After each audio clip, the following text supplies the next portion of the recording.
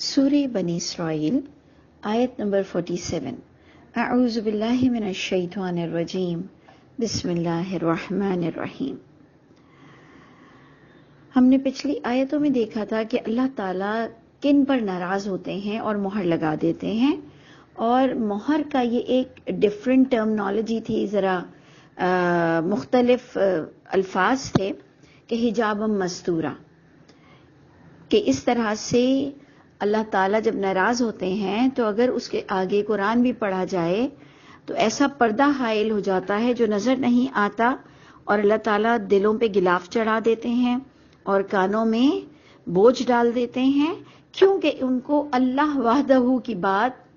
اچھی نہیں لگتی جب تک کہ اللہ وحدہ کے ساتھ کسی کو نہ ملا لیا جائے۔ اور ہم مسلمان زیادہ تر اس کا الزام یہودی، عیسائی اور مشرکین کو دے دیتے ہیں۔ ہم کہتے ہیں جی کرسچن اللہ کی اولاد بناتا ہے اور یہودی اللہ کی اولاد بناتے ہیں، اور مشرکین مکہ بتوں کی پوجا کر کر اللہ کے ساتھ جوڑتے ہیں۔ ہم اپنی قبر پرستی، ہم اپنے ایسے ولی بناتے ہیں، اللہ کے ولی، کہ جن کو ہم اللہ سے جوڑ کر اس طرح کہتے ہیں کہ جی اللہ تعالیٰ سے یہ بچا لیں گے آگ میں ڈالنے سے، جب اللہ تعالیٰ کو یہ عذاب دے رہے ہوں گے تو یہ بچا لیں گے، یہ قبر میں آ جائیں گے، یہ کوئی تعویذات مل جاتے ہیں ہم کو، کوئی دم کیے ہوئے پانی مل جاتے ہیں ہم کو۔ تو ہم سب کو بھی اپنا اپنا محاسبہ اپنی جگہ ضروری ہے، کیونکہ یہ قرآن ہمارے لیے آ رہا ہے۔ محمد صلی اللہ علیہ وسلم پہ جو باتیں آئیں وہ ایکچولی مجھ کو اور آپ کو سنائی جا رہی ہیں کہ ہم بھی اپنا محاسبہ کریں کہ ہم کس طرح کے شرک کرتے ہیں، کہ اس اللہ وحدہ کے قانون کے ساتھ ہم وہ دوسری تیسری باتیں لگاتے ہیں جو قرآن میں بالکل سخت ممانعت ہے، جائز نہیں ہے، ہم پھر بھی اس کے توسط سے غلط طریقوں سے مدد حاصل کرتے ہیں۔ تو اس لیے آپ نے غور کرنا ہے کہ اللہ فرماتے ہیں کہ یہ جو اللہ کے غصے کی مہر ہے، مہر جباریت، یہ جو غصے کی اللہ کی مہر ہے کہ اللہ تعالیٰ غلاف ڈال دیتے ہیں کہ بندہ آپ سمجھے ہی نہ میرا قرآن، کانوں میں بوجھ آ جاتا ہے، حجاب مستورہ، چھپا ہوا پردہ حائل کر دیتے ہیں، کیونکہ اب اللہ جان جاتے ہیں انسان کی فیلنگ کو، وہ محسوس کیا کر رہا ہے اور وہ چاہ کیا رہا ہے کہ اللہ کے ساتھ کسی بھی ولی اللہ کو جوڑ دو، کسی قبر کی برکتیں بتا دو، تو وہ خوش ہو جاتا ہے اپنے پیر مرشد کی باتیں سن کر۔ تو اللہ تعالی ہم سب پر بھی رحم فرما دے اور ہمیں نیک لوگوں سے اچھے اعمال سیکھنا نصیب فرمائے۔ دین کا علم تو ٹوٹل قرآن میں موجود ہے، ہمیں اچھی عادتیں اپنانا نصیب ہو، ہمیں کنٹرول اپنے آپ پر نصیب ہو۔ تو جب ہم آگے چلتے ہیں آیت نمبر 47 پر، کہ یہ جو لوگ چڑھتے تھے اللہ کے رسول جب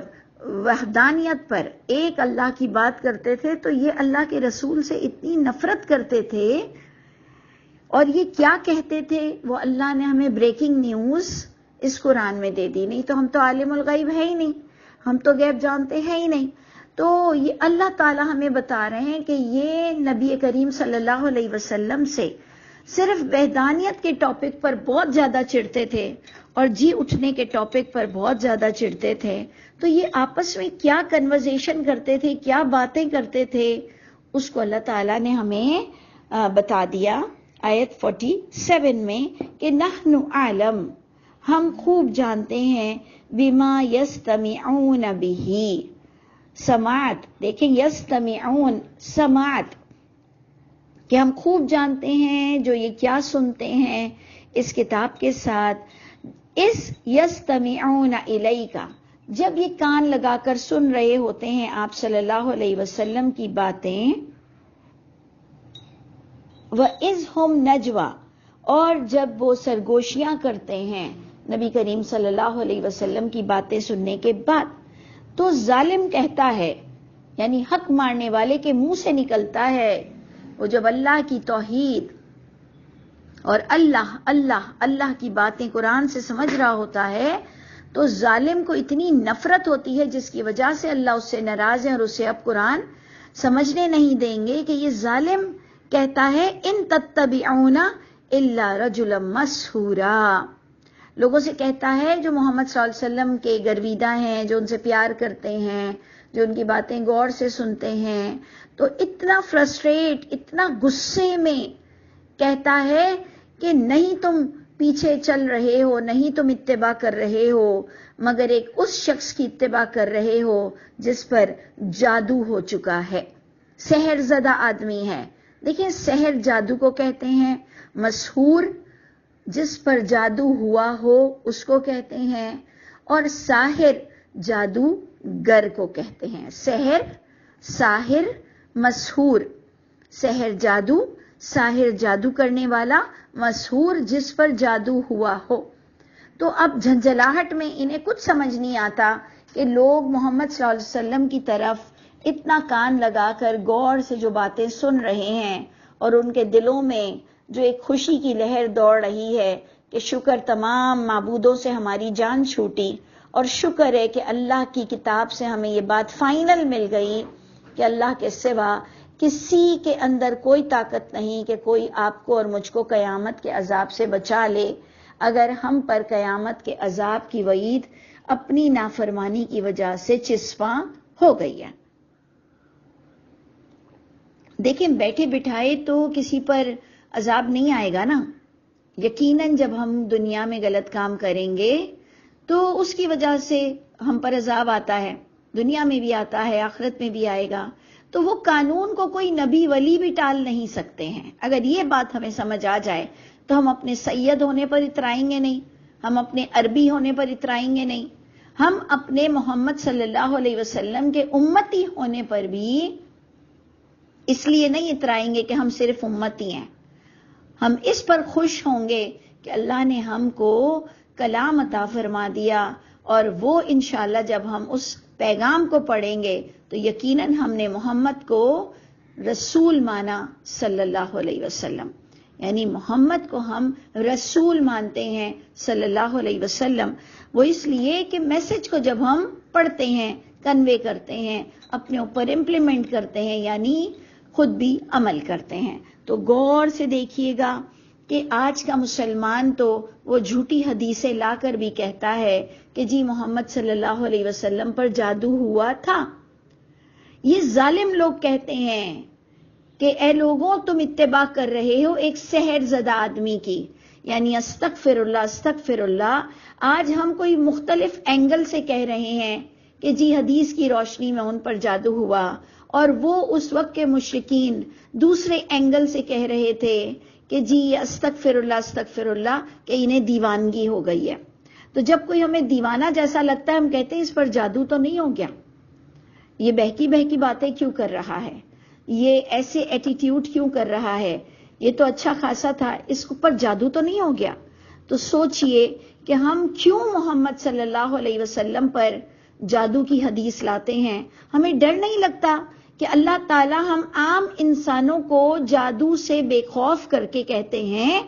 کہ جادو تو اللہ کے اذن سے ہوتا ہے، یعنی اللہ کے قانون کے مطابق ہوتا ہے، اور قانون یہ ہے کہ جب تم گناہگار ہو تو تم پر شیطانی اثرات مرتب ہوں گے۔ اللہ نے تو ہم عام انسانوں کو ایمان کی حفاظت کا حکم دیا کہ تم اپنے ایمان کی حفاظت کرو، کہیں بھی دنیا داری کی وجہ سے دنیا پر جھکنا مت، نہیں تو واقعی ہم پر شیطانیت اثر انداز ہو جائے گی، اور جادو شیطانیت ہوتی ہے، اور شیطانیت گناہگاروں پر اثر کرتی ہے، شیطانیت بے ایمانوں پر اثر کرتی ہے، شیطانیت ایمان والوں پر اثر نہیں کرتی، انہیں کوئی علاج کرانا نہیں پڑتا، ان پر کوئی شیطانیت غلبہ نہیں پا سکتی۔ ہم عام انسانوں کو قرآن سے یہ خوشخبری ملتی ہے کہ انہو لیس لہ سلطان، کہ بے شک وہ شیطانیت کا کوئی غلبہ نہیں، انہو لیس لہ سلطان علی الذین آمنوا وعلی ربہم یتوکلون، ان لوگوں پر جو ایمان اچھا رکھتے ہیں اور جو اپنے رب پر بھروسہ کرتے ہیں، ان پر شیطانیت کوئی اثر، کوئی غلبہ نہیں رکھتی ہے۔ تو بتائیے کہ محمد صلی اللہ علیہ وسلم سے زیادہ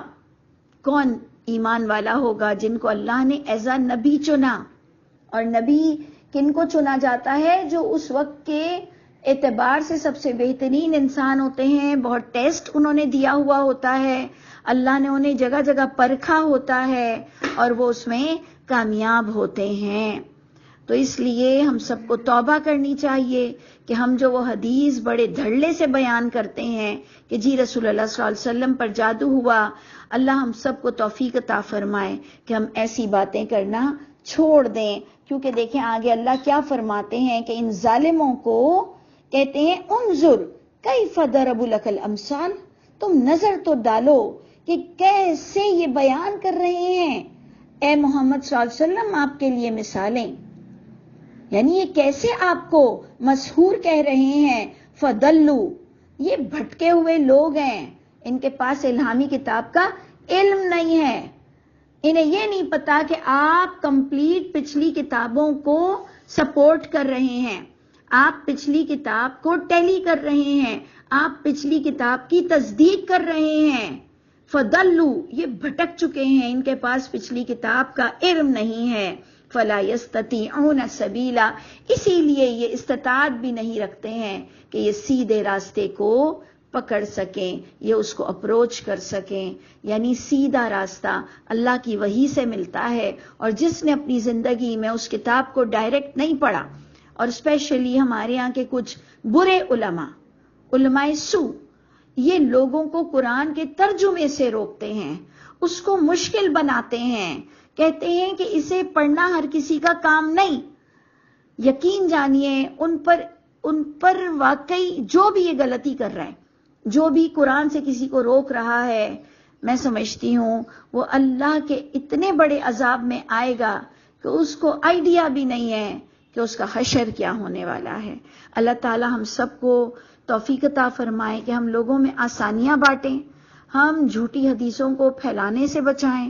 ہم اگر محمد صلی اللہ علیہ وسلم کے دور میں ہوتے تو انشاءاللہ ان کا ساتھ دیتے، لیکن آج اب ہم اس دور میں بیٹھے ہوئے ہیں تو ہم پر